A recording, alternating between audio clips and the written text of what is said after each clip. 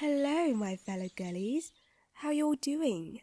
I missed you so much, and I hope you've been taking good care of yourself, staying hydrated as always, and enjoying your hot girl summertime to the fullest. A little update on my life.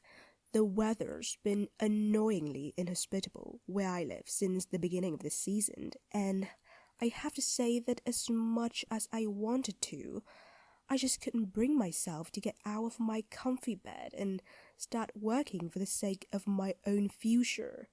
And I thought that was because I lacked motivation.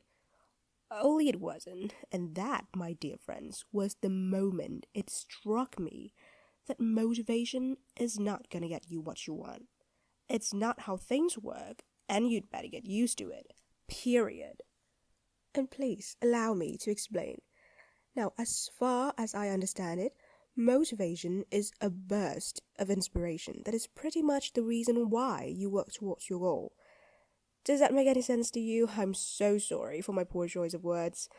Anyway, the point is, since motivation is a burst of inspiration, right? Chances are it's not gonna last long before you get all bored and tired and no longer feel, well, motivated. And I'm telling this story from my personal experience. 2 months of summer have almost gone by, and despite all the goals I've set for myself at the beginning of the holiday, most of the time you would just find me lying in bed, scrolling aimlessly through social media and watching people live out their dream life. Now, do I get the hype from these kinds of content and make a commitment to change my lifestyle? Definitely, 100%.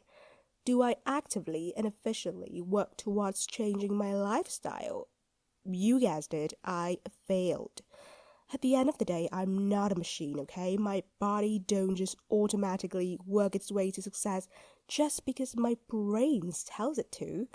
And though my attempt to be productive this summer did not pay off, as we can all see, I did realize something else. I realized it's not motivation I've been lacking. It's a proper routine. Okay, let's think about it this way and see if it's easier to understand. Motivation is what puts you on the road to your dream. But without action, you ain't getting nowhere, girl, even if that road is right in front of you. You'll have to start walking.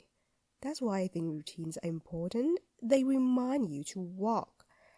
And hopefully this explanation made sense because I'm trying my best to make it sound as not philosophical as possible.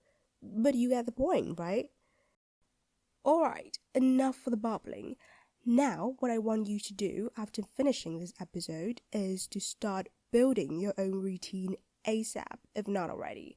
All you need is a piece of paper and a pen, and we're good to go.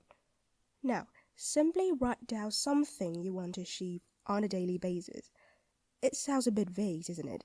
But don't worry, if you can't come up with anything right now, then I suggest browsing Pinterest for thousands of different ideas and templates. Start with a few things at a time. Resist that urge to cover every aspect of your life, and as you go, gradually pick up your pace.